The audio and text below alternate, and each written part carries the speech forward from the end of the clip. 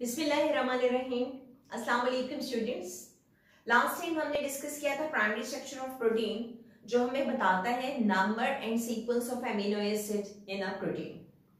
आज हम डिस्कस कर रहे हैं कि जरूरी नहीं कि हमेशा प्रोटीन के अंदर सिर्फ हम नंबर और सीक्वेंस की ही बात करें।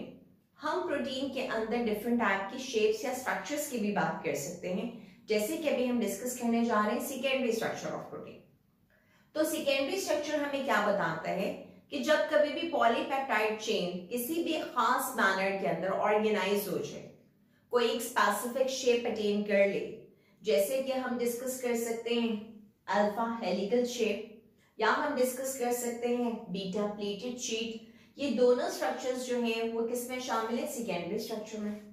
तो जब पॉलीपेप्टाइड चेन फ्लैट ना रहे, प्राइमरी स्ट्रक्चर की तरह फ्लैट ना रहे, बल्कि कोई एक स्पेसिफिक शेप अटेन कर ले, जैसे कि अल्फा हेलिकल स्ट्रक्चर या beta pleated sheet like structure, तो ऐसी शेप के लिए, ऐसी ऑर्गेनाइजेशन के लिए हम टर्म यूज करते हैं सेकेंडरी स्ट्रक्चर।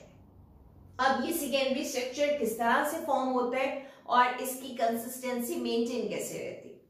क्लास आप लोग नोट कर रहे होंगे, जब हम सेकेंडरी स्ट्रक्चर में अल्फा हेलिकल को देखते हैं तो देखिए यहाँ पर ये जो सेकेंडरी स्ट्रक्चर है, दिस इज स्पाइरल शेप, और इस स्पाइरल शेप स्ट्रक्चर को मेंटेन करने के लिए यहाँ पर प्रेजेंस किसकी होती है? हाइड्रोजन बॉन्ड की। There are number of amino acids are present here, और उन एमिनो एसिड्स के दरमियान में हाइड्रोजन बॉन्ड बिल्डअप होते हैं जो कि इस शेप को मेंटेन करने में हेल्प करते हैं। एक टर्न के अंदर number of amino acid present होता है 3.6।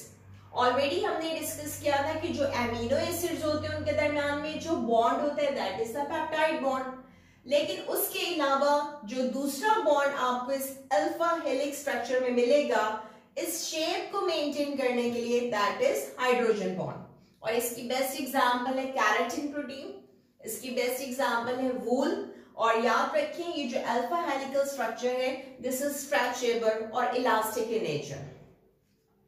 अगर हम डिस्कस करें बीटा प्लेटेड शीट को, this is the back and fourth folding of the polypeptide chain, या जब कभी भी पॉलीपेप्टाइड चेन फोल्ड बैक होकर दो चेन्स एक दूसरे के साथ हाइड्रोजन बॉन्ड बनाती हैं तो हम उसके लिए टर्म यूज करते हैं शीट लाइक स्ट्रक्चर या बीटा प्लेटेड शीट। ये बीटा प्लेटेड शीट भी किसकी वजह से मेंटेन होती है? Due to the presence of hydrogen bond between the two polypeptide chains. और इसकी एग्जांपल है हमारे पास silk fibre, this is inelastic and this is less flexible. Okay class, now we are going to discuss about the tertiary structure, which is the 3D structure of protein. जब कभी भी polypeptide chain अपने ऊपर bend and fold होती है तो हम उसके लिए टर्म यूज करते हैं टर्शियरी स्ट्रक्चर। फिर से सुन लीजिए, when the polypeptide chain bend and fold upon itself, it is known as the tertiary structure. Tertiary structure जो है this is mainly the functional proteins. Tertiary structure को मेंटेन करने के लिए भी तो बॉन्ड्स रिक्वायर्ड होंगे, जैसे भी हम डिस्कस कर रहे थे कि बीटा प्लेटेड की मेंटेनेंस हाइड्रोजन बॉन्ड से हो रही है, अल्फा हेलिकल की हाइड्रोजन बॉन्ड से हो रही है, तो टर्शियरी स्ट्रक्चर को मेंटेन करने के लिए कौन से बॉन्ड रिक्वायर्ड? आप यहाँ पर फोकस कर सकते हैं कि टर्शियरी स्ट्रक्चर के अंदर जो स्टेबल कॉन्फ़िगरेशन है वो तब आती है जब हम इस प्रोटीन को प्लेस करते हैं किसी भी एक्वस एनवायरनमेंट के अंदर, तो हमेशा बाहर की तरफ जो आपको एमिनो एसिड्स नजर आएंगे these will be the hydrophilic, अंदर की तरफ जो एमिनो एसिड्स बरीड होंगे, धसे हुए होंगे, these will be the hydrophobic amino acid. और इसके अलावा ये जो फोल्डिंग होती है उसको मेंटेन करने के लिए प्रेजेंस होगी डाइसल्फाइड ब्रिजेस की। ऑलरेडी हमने डिस्कस किया था, these are formed due to the cysteine amino acid. Ionic bonds are there, आपको पता है कि एमिनो एसिड के अंदर कार्बोक्सिलिक एसिड और एमोनिया प्रेजेंट होते हैं, उनके दरमियान में आयनिक बॉन्ड की फॉर्मेशन। और इसके अलावा एक और बॉन्ड जो भी हमने सेकेंडरी स्ट्रक्चर में भी पढ़ा, that is hydrogen bond. So these bonds are present to maintain the tertiary structure of protein. और बेस्ट एग्जांपल टर्शियरी स्ट्रक्चर की क्या है? These are enzymes.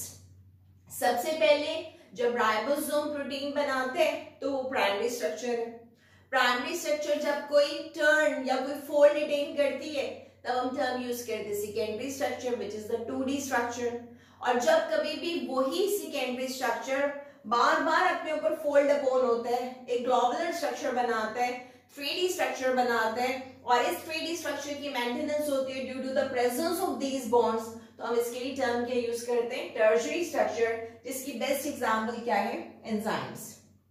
अब अगर हम क्वाटर्नरी स्ट्रक्चर को देखें तो क्वाटर्नरी स्ट्रक्चर बेसिकली है तो टर्शियरी स्ट्रक्चर ही, लेकिन चेंज क्या है कि जब हम टर्शियरी स्ट्रक्चर की बात कर रहे थे तो तब तो हमने सिर्फ एक पॉलीपेप्टाइड चेन को डिस्कस किया जो अपने ऊपर बेंड एंड फोल्ड हुई, लेकिन जब हम क्वाटर्नरी स्ट्रक्चर की बात करते हैं तो इसका मतलब ऐसी एक से ज्यादा चेन्स, दो या दो से ज्यादा चेन्स जब कभी भी एक साथ एग्रीगेट हो जाएं, जमा हो जाएं, तो तब बनने वाले स्ट्रक्चर के लिए हम टर्म क्या यूज करते हैं, क्वाटर्नरी स्ट्रक्चर।